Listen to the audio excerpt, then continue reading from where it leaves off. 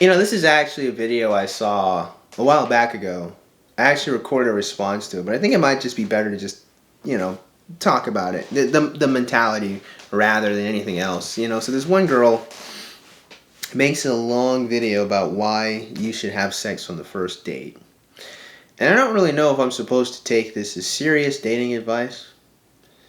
But the spirit of it all, I think, is definitely just what we see in a lot of women, right? And a lot of young women in my generation, or in the generation coming up behind me, right? And so let's play what she has to say. Let's see why it's important for women to have sex on the first date.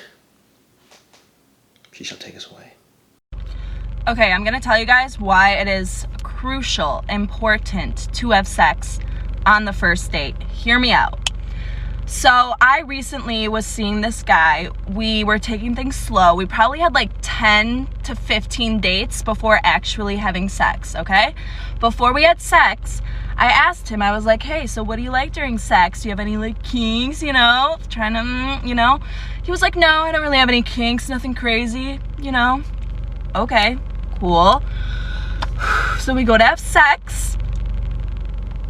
At first it was fine, okay? His dick was fine, he was fine, and then he starts to dirty talk. Now I know what you're thinking. Dirty talk is sexy, dirty talk is hot. I agree completely. But this man did not do your typical, he could have said anything other than what he said. Because, okay, let me just reenact this for you. Okay, I'm him, okay? Yeah, you want me to get you pregnant? Yeah, you want me to put a baby in you so everyone knows you're mine? Yeah, you want me to get you pregnant? Now, I don't kink shame, but what the fuck? What the fuck? First time having sex, I asked you about your kinks. You didn't think that would you didn't think you could you should tell me that? You don't just spring that on somebody. That is the least sexy thing you could possibly say. Also, then he was like, talk back, say something. What the fuck do you want me to say? Yeah, you want to pay for my abortion?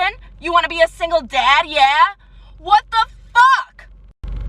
Months of getting to know this guy, getting deep with him, getting personal with him, out the door. Have sex on the first date. You heard it here first. Don't say I didn't warn you. You're welcome. So, the first thing, that I thought was off-putting was how pathetically, trivial this was. Right, you had sex with a guy and he did this weird, kinky, insemination equals ownership thing that some guys like. Some guys like that, they're really fond of that. You know what I mean? More power to you. More power to you. If that's what you like. That's what you like, right? But to me,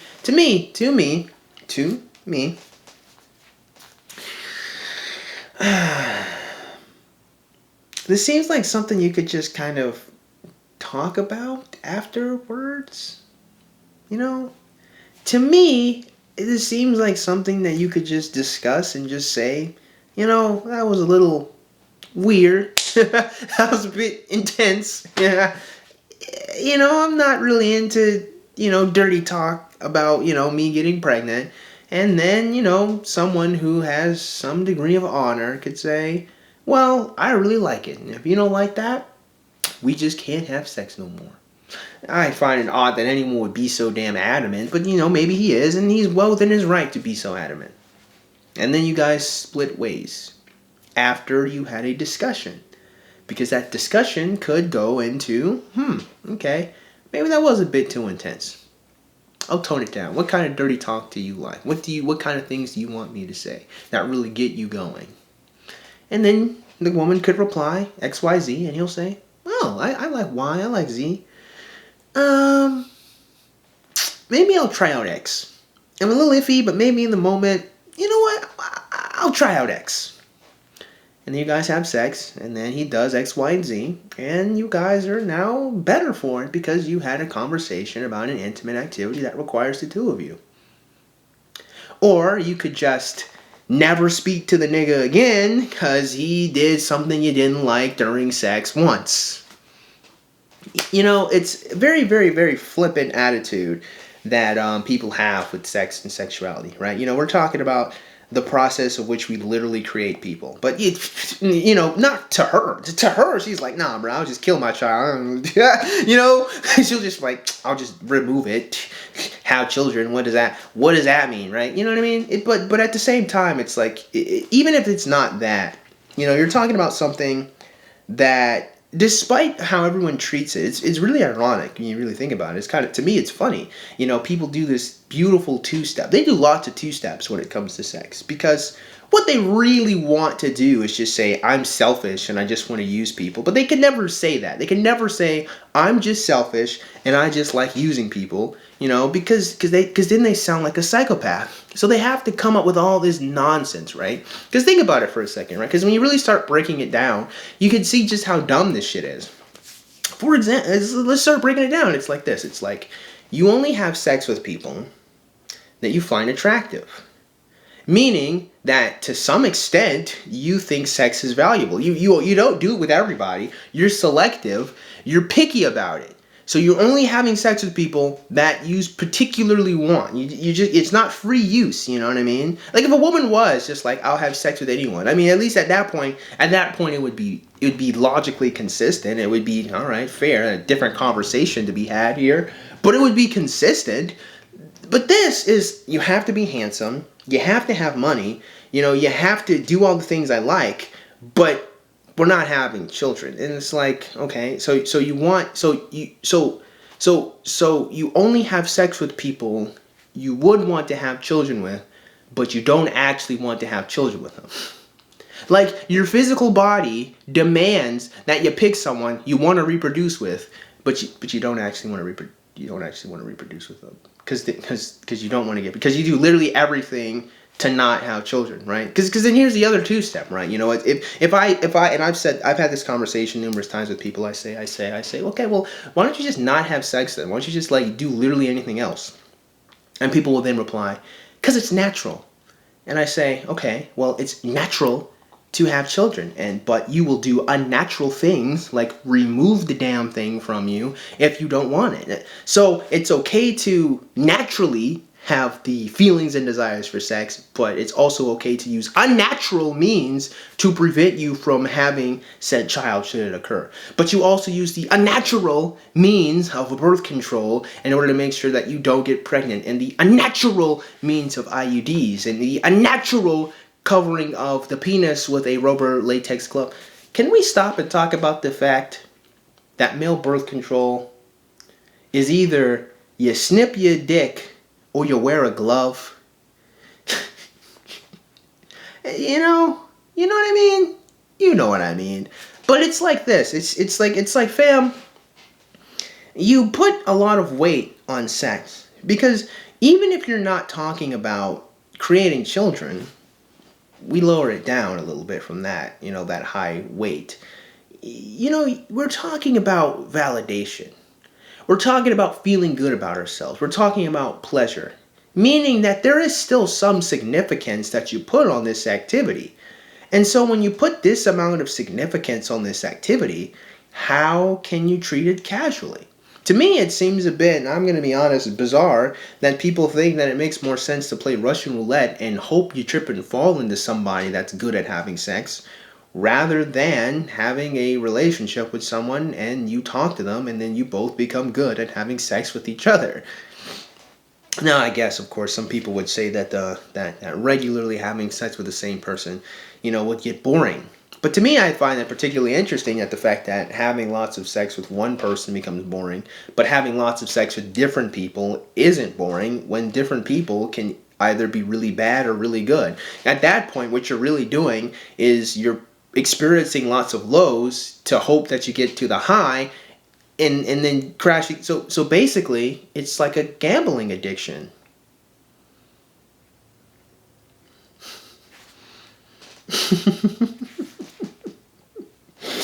I mean, it's like a drug addiction even. It's just an addiction. And you know, it's interesting to me that like this type of behavior really is going to create quite the addiction in young ladies. And we're supposed to listen to this girl. I don't know, she's probably all of like 20 to 22.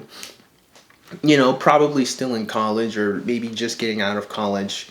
She clearly doesn't have a strong father figure in her life, you know, or even if she did, he didn't do very well in teaching her, you know, how to have good relationships with people, and relationships require compromise and commitment, and sometimes doing things you don't like, you know, because the truth is, a relationship does require you to sacrifice. A relationship does require for you to give or to not get what you want at the time, and in order to get something better, some delayed gratification even.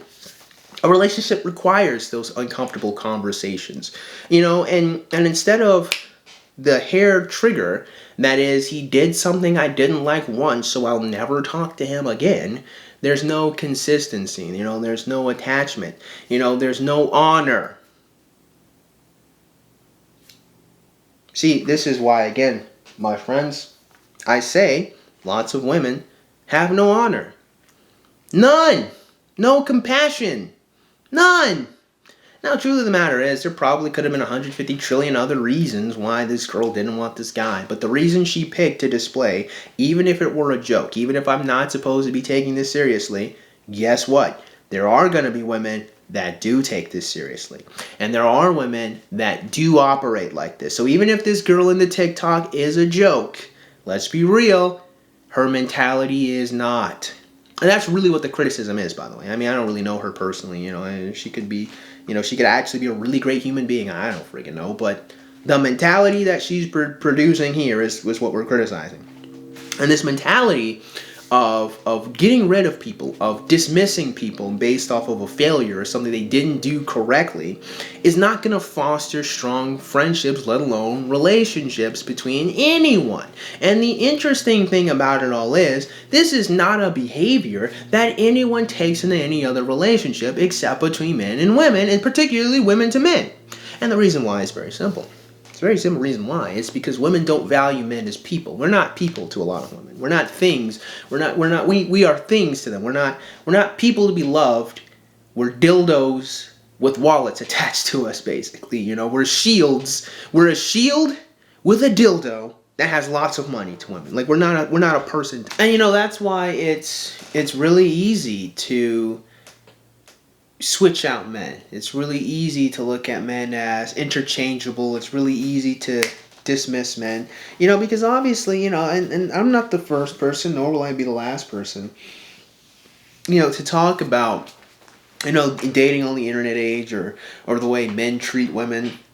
It's not just the pedalization of women, I guess you could say, you know, but women, they feel, which true or not true, you know, a lot of them, especially women who are pretty, you know, they feel like they have more options than they really do, you know, because even a woman that has an inbox of like 50 dudes to talk to, you can't really invest in 50 dudes. You can't really invest in that many people. They're not really even technically options. Even if every single one of them were attractive, you don't really even know every single one of them's real intention for you. You know, I mean, if you could have 50 dudes that, as a lot of femcells or a lot of ladies lament, you know, just want to bang them out and never talk to them again. So they're not really even ever technically options, or you never know until you allow someone to invest. But you know, that much thought is never really put into it for a lot of ladies, you know, and even if that thought is put into it, you know, again, it's their options are still never tempered by a man who has a drive to do what's right, a man who wants to protect people, a man that wants to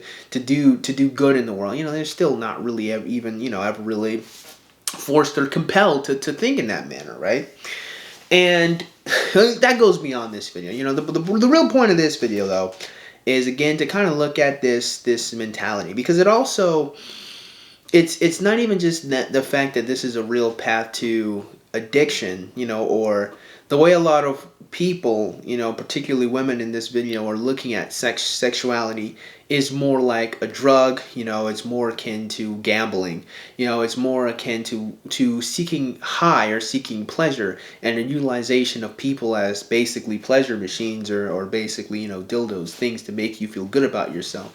The seeking of validation and reducing people to their parts, rather than respecting people as human beings, because again, it was very clear that it was just, the reason why this is so clear as just the usage of utility is because a simple conversation could easily fix this problem. It's very, very, very trite.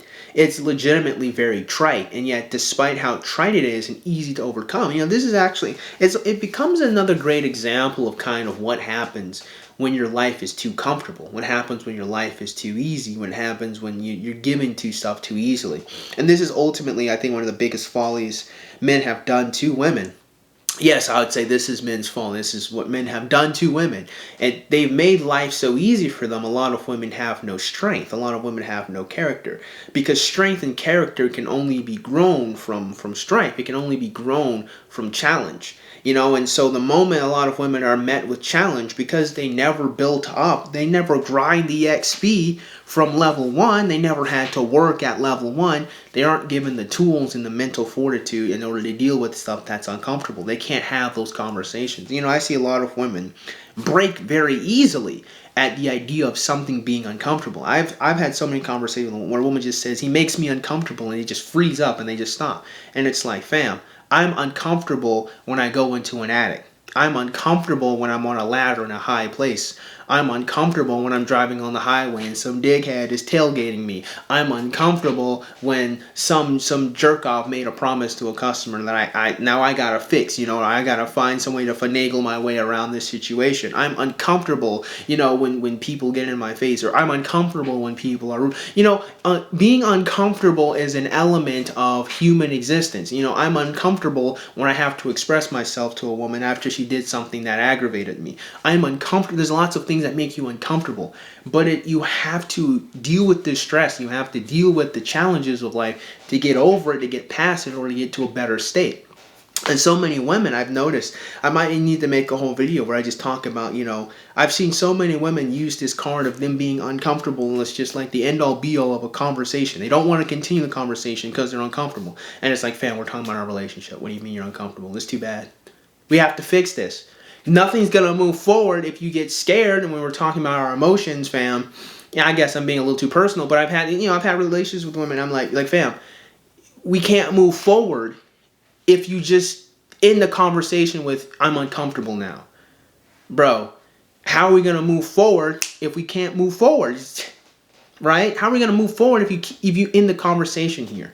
How are we going to get better? How are we going to become comfortable expressing ourselves if whenever you get scared or you get turned off, you just don't want to continue? And so, again, this is a good example of that. Of course, for her, it wasn't that deep.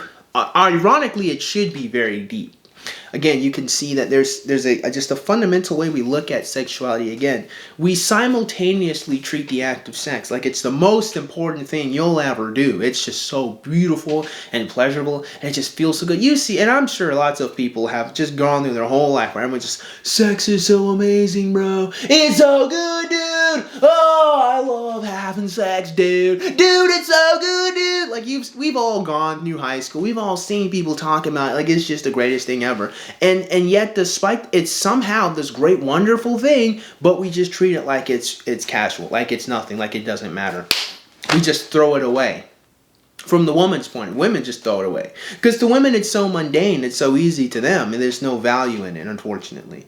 But there should always be value in it. And I think it's something that women, like men value it from scarcity, women don't value it because of abundance. But the truth of the matter is, whether it's scarce or abundant, if you treat it like it is something valuable, the literal closest you could be to another human, for a woman, it shouldn't matter if she has a whole bunch of options. Why? Because honor, integrity, and virtue should always reign supreme.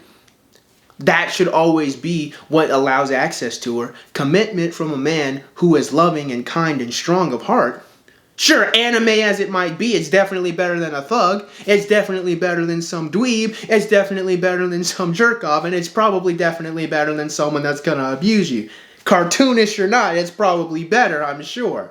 Right? The woman should value that above anything else. So even if she has a bunch of options, the man who at least tries to be good should be at the forefront. And for men, no matter how scarce it might be, no matter how difficult it might be, if the woman's not worth the effort, if the woman's not worth the time, if the woman isn't kind, if the woman isn't soft or patient, if the woman isn't intelligent or at least reasonable to some degree, if she's just something to put your dick in and never talk to again, what difference does it make if it's scarce? It's literally just something you created in your mind. You just condition yourself to value it so much when in reality it's not valuable at all. It's not even valuable to you. You don't even think it's valuable because you don't even care after you express it one time and leave and never talk to the woman again. And it's these kind of thoughts that we have to start having in order to just respect ourselves and other people as well. Even if you want to be selfish and say, I'm the prize and I'm so great and wonderful, maybe you are. Maybe you aren't.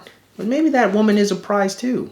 Maybe you guys are both prizes. Maybe you guys both have value. Maybe it's men and women together. Maybe we both mean something to each other, or at least we should. Maybe it shouldn't be a fight or a battle.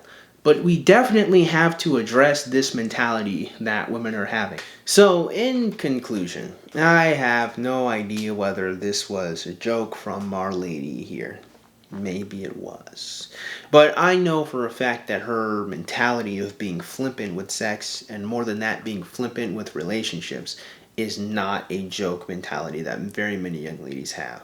Now, while it's true that there are certainly men who feel this way, and it's true that there are men that try to cultivate this mentality in other young men, you guys know who I'm referring to, I think that as both males and females, we have to come to an understanding that maybe you don't always have to have sex to make people.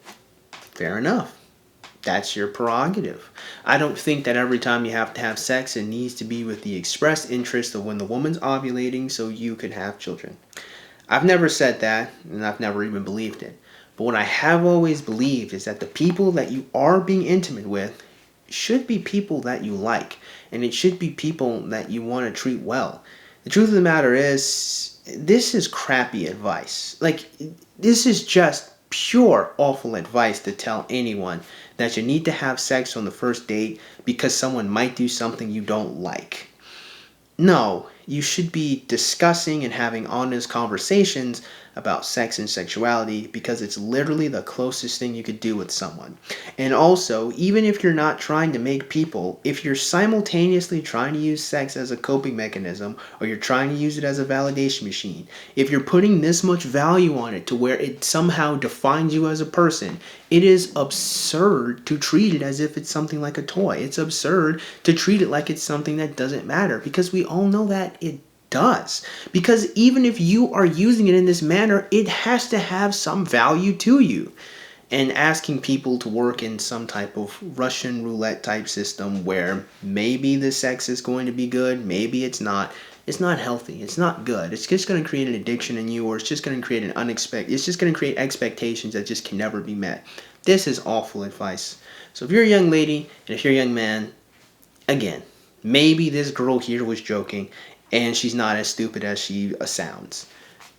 But we know that this mentality is out there, and it's something that we all have to work to make sure that we never cultivate. We can't treat sex like it's a toy, and we can't treat people like they're objects that can be interchanged and swapped out because they're imperfect. They're imperfect in some way or another, especially when it's something that's incredibly trite. Again, is it possible that the dude is adamant on his weird impregnation kinky sex talk? Perhaps. But you won't know unless you have those conversations. And unless you're willing to be open and intimate with people, I'm gonna be honest, you probably shouldn't be having sex. With that being said, I actually hope you guys got something out of today's video. And if you did, man, go ahead and click the like button. Shoot, go and click that subscribe button. Comment in the comment box below. And as always, you guys have yourselves a great day. I'll see you cool cats soon. Adios.